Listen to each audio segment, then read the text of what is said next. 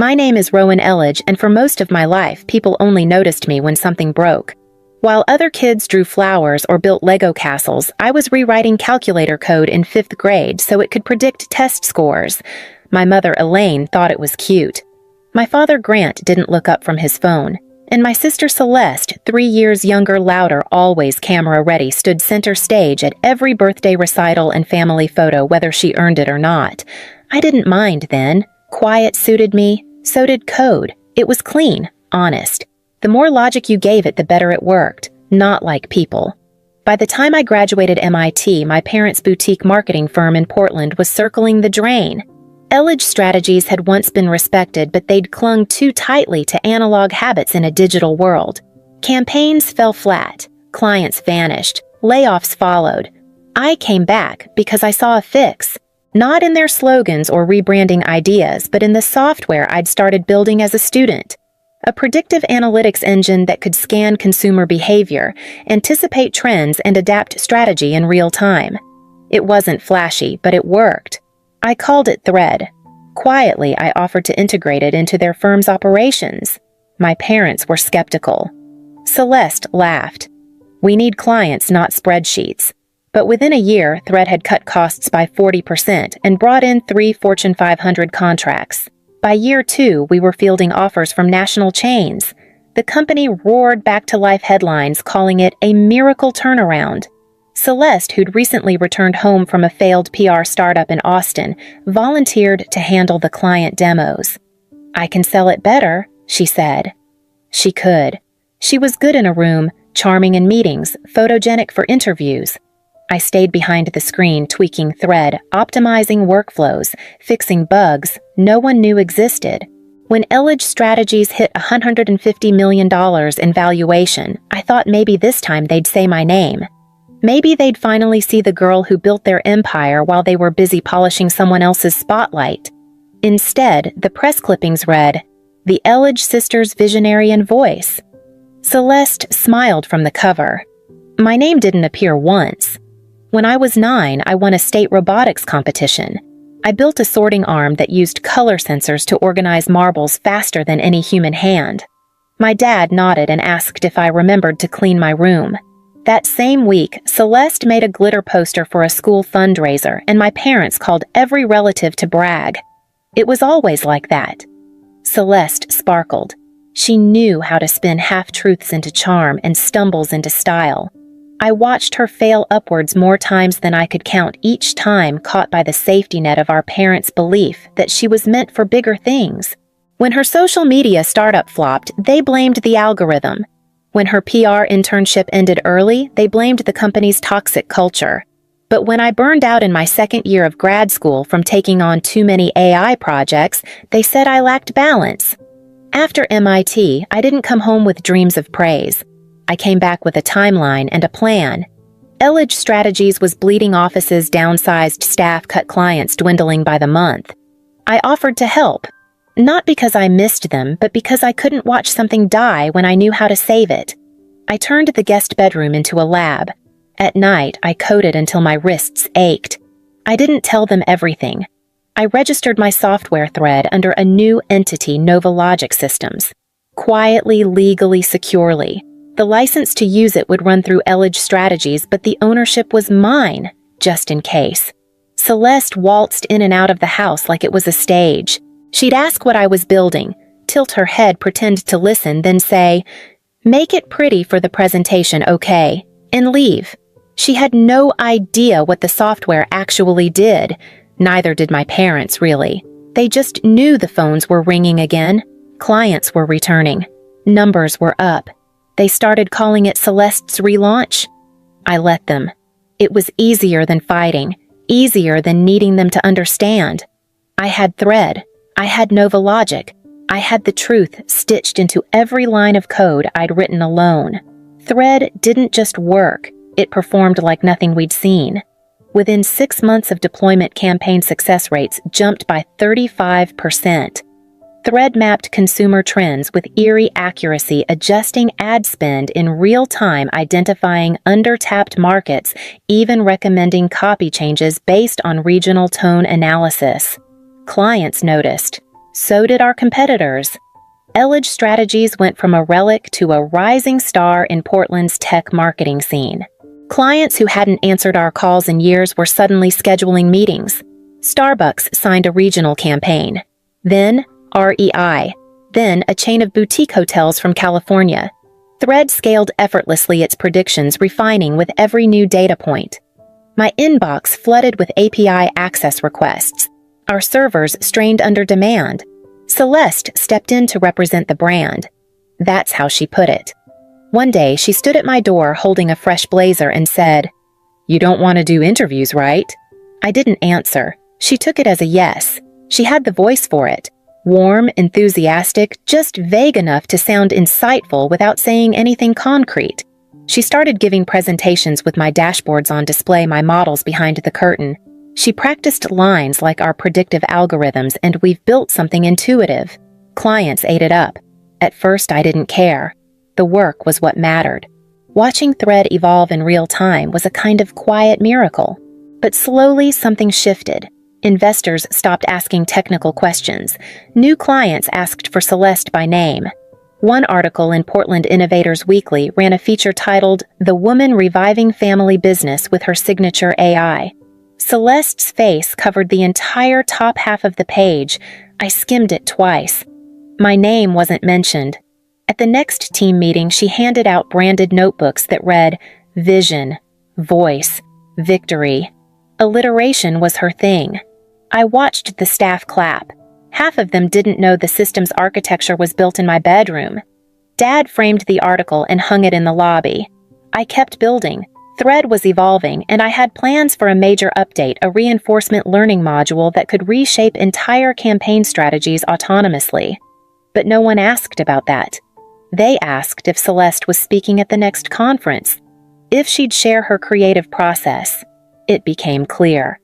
I wasn't just behind the scenes, I'd been erased from the story. And yet, the platform kept growing. Every query, every client win, every line of praise misdirected to the wrong mouth only made me more certain of one thing. The launch party was held at a rooftop venue downtown, all glass railings and exposed beams. String lights flickered over white-clothed tables. I wore a navy jumpsuit, simple, neat, functional. Celeste shimmered in silver sequins, her hair curled in soft waves. I arrived early, checked the server logs from my phone in the corner, then folded quietly into the crowd. It was a celebration for Thread's official release as a standalone product, a move I had architected, optimized, and coded into reality. The firm was no longer just a marketing agency. It was a tech player now powered by the platform I'd built from scratch. As the sky darkened, laughter rose over jazz and champagne flutes. My mother worked the room with practiced charm. Grant hovered by the bar holding court with clients. Celeste flitted between conversations like a practiced campaigner. I stood near the projection screen watching Thread's dashboard cycle through live metrics, real-time wins, system performance, client sentiment scores. It was working. All of it. A few minutes before dessert, someone dimmed the lights. Grant stepped forward with a microphone, his whiskey glass raised. "Tonight's more than a celebration," he began, his voice warm and rehearsed. "It's a rebirth. We were on the brink, many of you know that. But something changed. Someone had vision, guts, style." He turned to Celeste, who froze mid-smile. "It gives me great pride to announce that the architect of our future, our new Chief Innovation Officer, is Celeste Elledge." The applause was thunderous. I didn't move. Celeste blinked, then stepped forward. She looked straight at me before turning back to the crowd. "Thank you," she said, voice slightly cracked but confident. "This is just the beginning." I stood perfectly still. My heart wasn't pounding. It was quiet, cold. The rest of the evening blurred. Guests came to congratulate her. Some shook my hand too, mistaking me for a junior developer. I smiled and nodded. I even took photos. But the moment that burned came later when my parents found me at the bar. Grant handed me a gift bag, grinning. A little something for the woman behind the curtain. Inside was a ceramic mug that read, "Best Assistant."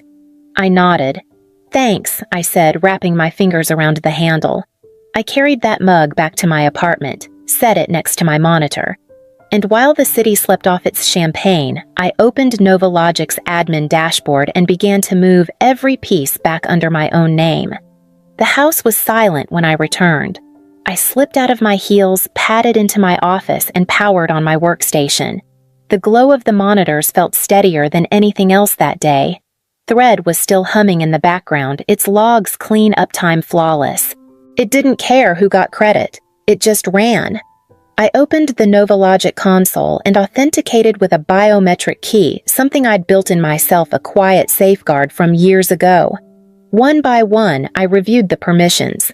Elledge Strategies had access through a renewable license agreement tied explicitly to my position as Director of Technical Operations. That clause had been buried in the legal packet I filed when I returned. Grant had signed it without looking. I initiated the process license termination pending leadership change. Access would remain live until 7 a.m. I didn't rush. I reviewed every contract, Starbucks, REI, 7 other major clients, each with a clause giving them the right to walk if I did. Each one automated to receive a termination notification the moment my role officially ended. I drafted the message carefully, not bitter, just facts. As of this evening, I am no longer affiliated with Elledge Strategies. Under the terms of our agreement, you are now free to renegotiate or terminate service with no penalty. Please find attached the legal references and relevant dates. I sent each one individually. No BCCs, no mass list. The air felt still as I watched the outbox clear. At 1:17 a.m., my phone buzzed. "Celeste, you okay?" I stared at the message for a long time. She had no idea what she was asking, no idea what I'd done, no idea what was coming. I powered off my phone. Back on the screen, a new alert popped up Novologic's system confirming revocation of the firm's back-end privileges. Their dashboards would go dark by sunrise. I leaned back, fingers still tingling from the keystrokes. Not from nerves, from clarity. They'd built a stage with my work stood on it and called it their own. By morning, they'd be standing in the dark. By the time I walked into the office at 8:30 a.m., the damage had already begun to show. The front desk assistant was on the phone, voice-strained eyes flicking between screens. A junior developer was pacing by the elevator murmuring, "I can't access anything. Nothing's syncing." In the hallway, someone asked where the analytics dashboard had gone. No one had answers. I passed them all calm collected, holding a folder under one arm and my resignation letter on a flash drive. My heels clicked steadily on the tile floor, cutting through the quiet panic. Grant and Celeste were already in the executive conference room. The door was open. Celeste stood beside the whiteboard, her phone in hand, eyes wide. Grant was at the head of the table, red-faced, flipping through papers like they might offer some logic to what was happening. When they saw me, Celeste's shoulders sagged with something between relief and dread. "Rowan, thank God. Something's wrong with Thread. It's not loading. Can you—" I know I said, placing the folder gently on the table. "It's intentional." Grant stood. "What are you talking about? I've terminated your license," I said evenly. "Thread is no longer authorized for Elledge Strategies." "You can't do that," he said, laughing in disbelief. "That's our software." I met his eyes. "No, it's not. Novologic Systems owns Thread. Always has. You signed a licensing agreement when I came back. You also signed a clause that tied that license to my leadership role." Celeste looked stunned. "You're leaving?" I nodded and slid the flash drive across the table. "Here's my formal resignation, effective immediately." "You don't have to do this," she said quickly, her voice almost pleading. "We can fix this." "Dad, he didn't mean I'm not here for apologies," I said. "I'm here to reclaim what I built." Grant's face twisted. "You blindsided us." "No," I said. "You just never bothered to look." I turned to leave. Behind me, chairs scraped back and papers fluttered. The walls that held our supposed legacy trembled with the weight of something real finally shifting.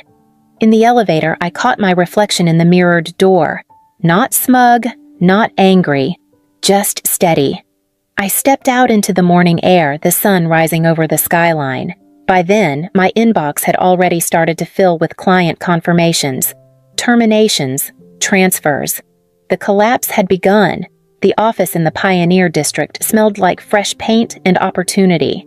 It wasn't much, just 3 rooms above a bookstore, but it was ours. The desks were mismatched, the Wi-Fi finicky, and the coffee machine made a wheezing sound before it worked. Still, when I opened my laptop and watched the NovaLogic servers stabilize under our domain, it felt more solid than anything I'd built before. 12 clients followed in the first 24 hours. Starbucks, REI, 2 mid-sized agencies from Austin and Chicago. They didn't ask questions. They knew where the innovation came from, and more importantly, who made it run. My team was small, just 5 of us. People who'd stayed up with me through long nights, debugging people who never minded that I didn't talk much in meetings, only that I delivered. No one asked who the face of the company was. They already knew. By noon, we'd sent out our first updated proposals. By 3, we had 2 signed contracts in hand. I watched the numbers roll in, not with adrenaline, but with clarity. This was mine. Not because I'd taken it, but because I'd earned every line of code, every client, every cautious yes. At 6:42 p.m., Celeste called. I let it ring. At 7:09, she texted, "Please talk to me." I didn't answer. 10 minutes later, an email from Grant landed in my inbox. No subject line, just a sentence. "We can fix this." There was nothing left to fix. They'd broken something fragile when they mistook silence for absence. I hadn't walked away in anger. I'd walked away because I finally understood I didn't need to wait for them to see me. The launch metrics came through just before midnight. Thread, now under NovaLogic branding, had deployed with 0 downtime. Our new dashboard interface was already being praised by the clients who'd stuck with us. I closed my laptop, turned off the lights, and sat for a moment in the dark. No champagne. No applause, just the soft hum of machines doing exactly what they were built to do. And for the first time, that was enough. The message came a few days later. "Can we talk? Just once. Please." It was short, unpolished, unlike her. I agreed to meet at a cafe near the waterfront, the kind of place with cracked tile floors and chipped mugs far from the glossy spaces she usually floated through. When I arrived, she was already there, sitting by the window. No makeup, no polished hair, just a plain sweater and dark circles under her eyes. She stood when she saw me, but I didn't offer a hug. We sat. "I didn't know," she said quietly, fingers wrapped around her cup like it might anchor her. I didn't realize what was happening with the contracts, the software, any of it. I stirred my tea and said nothing. "I thought you'd always be there," she added. "I thought..." "You didn't mind." I raised my eyes to hers. "When they handed you the title, when they said you built something you didn't understand, did you ever question it?" Her face crumpled. She looked down. "No. I didn't think. I just took it." "That's the difference between us," I said. "You never had to think about what you were given. I never stopped thinking about what could be taken." She reached across the table, but I didn't move. "Please, Rowan, we're falling apart. Dad's a mess. Investors are pulling out. We can't fix this without you." Her voice shook like it was the first time she'd said those words out loud. I stood slowly, tucking my chair back. "You wanted the title Celeste. Keep it. Figure out what it actually means." Tears welled in her eyes, but I didn't stay to watch them fall. Outside, the city buzzed with the quiet rhythm of late afternoon. I slipped my phone back into my pocket and walked toward the light rail without looking back. There was nothing left to prove. No speech to give, no crown to take. Just the sound of my own footsteps, steady and sure, moving forward. Within 3 weeks, Elledge Strategies unraveled. The firm issued a quiet statement about organizational restructuring, but the silence from its major clients said everything. Grant was removed by the board. Celeste resigned days later. The media tried to spin it, but the tech blogs gave it teeth. The AI coup, one headline read, "When the ghost in the machine had a name." I didn't comment. NovaLogic, meanwhile, signed 2 more contracts, one with a healthcare startup, the other with a sustainable retail brand looking to scale. The work was clean, collaborative, transparent. My team was growing not just in size, but in spirit. There was no drama, no spotlight chasing, only forward motion. A few weeks later, I was invited to speak at a local university's tech ethics seminar. I almost declined, but something in me paused. Maybe it was time to say something not for attention, but for the next person sitting in silence. I didn't prepare a script. I brought the mug instead.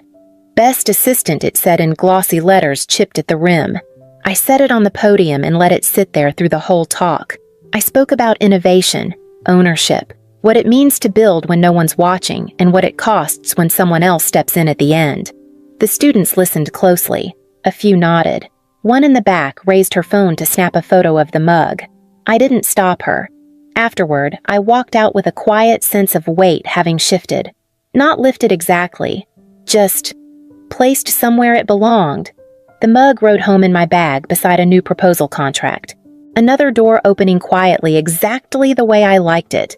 The envelope arrived without a return address, but I recognized the handwriting immediately. Slanted too tight, like he was always trying to fit too much into a single line. Grant never texted when he could lecture. Even his apologies came on paper. I held it for a moment, then slid it unopened into the back sleeve of my scrapbook. The page already held a photo of the Nova Logic team at our first product milestone, grinning in hoodies and wrinkled button-downs, half caffeinated but proud. Next to it, the signed contract that had taken our valuation past $600 million. And beside that, the mug. Best Assistant still chipped at the rim. I closed the book and set it on the shelf. Outside, the Portland skyline shimmered under low clouds. My new apartment overlooked the river, clean lines and quiet corners. No noise, no titles, no stage. I made a cup of coffee and carried it to the window. For years, I'd waited for someone to tell me I mattered, that I was more than the code, more than the silence. Now, no one needed to say it. I'd built something no one could take, not to prove them wrong, but to finally believe I was right.